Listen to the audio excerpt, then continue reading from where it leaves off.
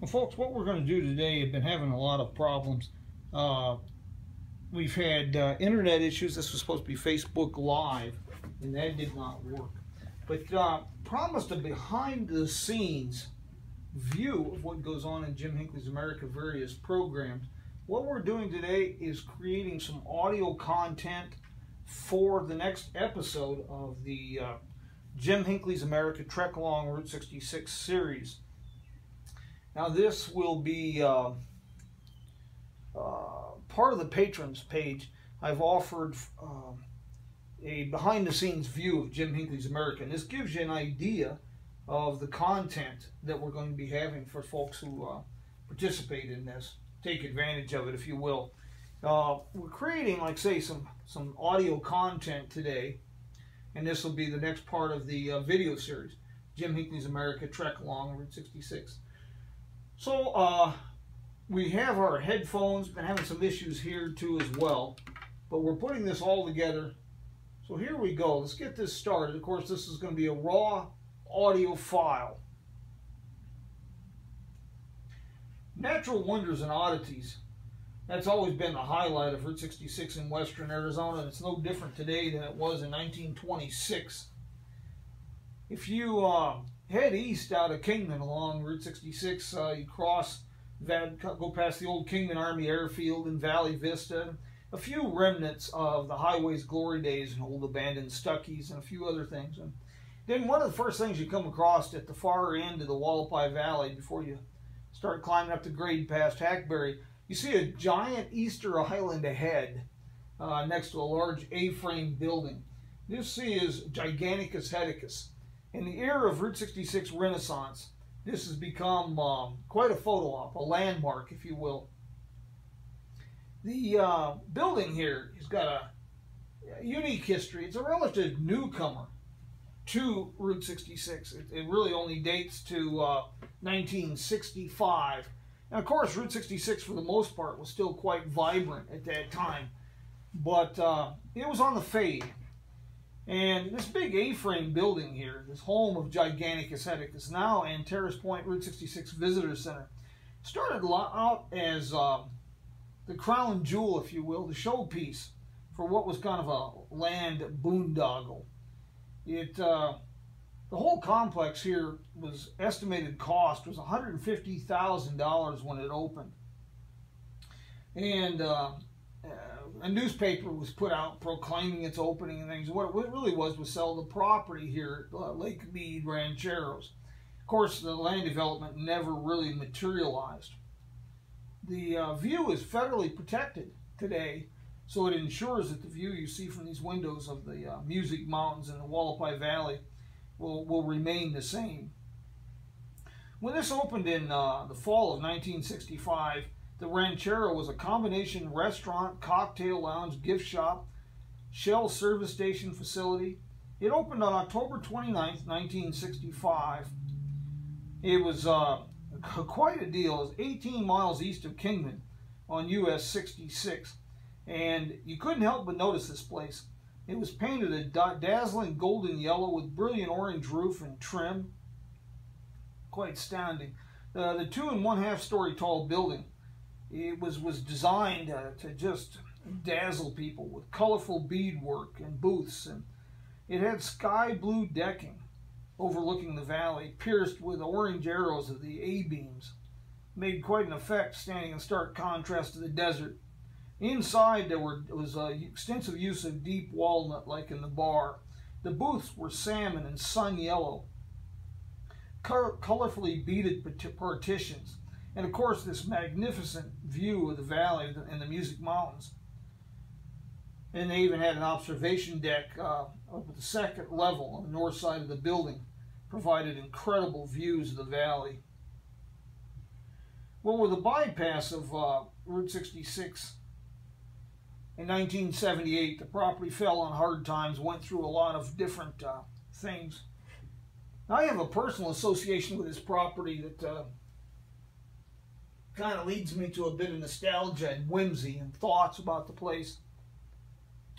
I used to, if you look through these windows up towards the Music Mountains, you can see there in the canyon, the first one to cut up through, That was the site of Cedar Springs Ranch, and it's there where I cut my teeth, where I started my John Wayne period. I used to show up here quite a lot because they had great chili and cold beer, two things that a cowhand always wants. It was quite a place. Well, a few years ago, artist Greg Arnold acquired the property and started using this for his gallery. He's the fellow who created Giganticus Heticus and some of the other sculptures here. Well, now, enter John McNulty is giving the place a new lease on life. The property is being renovated, and John McNulty is the fellow behind the Renaissance at Grand Canyon Caverns. We'll get to that in a minute. But he's got the gift shop going again, and his long-term plans are having the restaurant back. And of course, he's got quite a display of artwork here, including some creations by Greg Arnold. And usually on Saturday afternoons, especially during the summer, now there's music. And we talk about natural wonders and oddities. Well, you know, if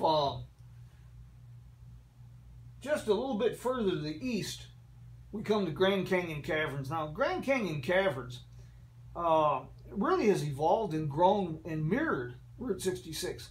But before its discovery in 1927, people passed through here in droves, never knowing the natural wonders that were just under their feet, under their tires, so to speak. The National Old Trails Highway runs in a canyon east of the Grand Canyon Caverns, and you can still find remnants in the form of masonry, red rock, bridges, and culverts. This would have been the road Edsel Ford drove in 1915. Walter Peck kind of stumbled into the caverns almost literally in 1927. Legend has it that this itinerant woodcutter was heading to a poker game or headed home from a poker game when he discovered the caverns. Well, he after having a friend lower him into the cave doing a bit of exploration, he was quite convinced that he had found the mother lode. He knew that here was treasure unlimited. So he filed on the property, filed a claim, and well, as it turns out, there wasn't a lot of gold in the caverns. Almost none. But there was a lot of gold in tourist pockets. Well, utilizing a winch and a rope, he began lowering tourists into the cave. At that time, he promoted as Yampy Caverns. Folks ponied up a dime for this treat, and later a quarter. He called it dope on a rope when he laughed about this. 1936 was a new era here at the caverns, utilizing materials including concrete forms from the Hoover Dam project. Staircases were built into the caverns using the natural entrance and even a swinging bridge or two. At that time, the name was changed to Coconino Caverns. And kind of a rudimentary trail system was added. It was after World War II when tourism really kicked off on Route 66 and here at the caverns. It received designation as a fallout shelter in the 1950s, and the government stockpiled it with foodstuffs, including water, for about 2,000 people. You can learn more about that when you take the tour. It's all still here.